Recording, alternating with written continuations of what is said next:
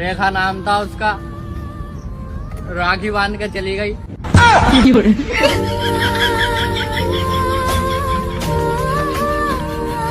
ए hero, तेरा style तो बड़ा धांसू है।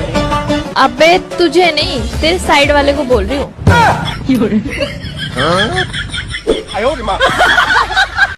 अपने घर वालों को कैसे भी मैनेज कीजिए। नहीं मानेंगे तो शादी लव वाला नहीं अरेंज कीजिए। तो लिपस्टिक का कलर थोड़ा चेंज कीजिए।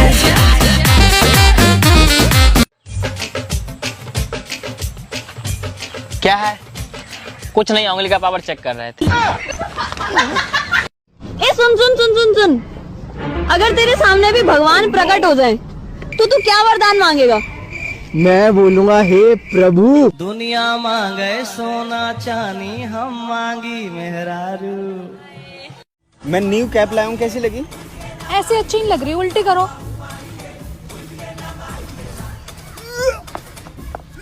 क्या कर रहा है? अबे तूने तो बोला था उल्टी कर। अबे सुअर, कैप उल्टी कर।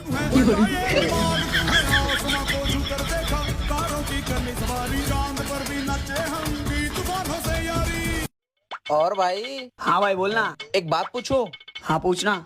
मेरी गर्लफ्रेंड तेरी क्या लगेगी? भाभी। और भाभी क्या सामान होती है? भाभी तो माँ समान होती है। तो उस हिसाब से मैं तेरा क्या हुआ?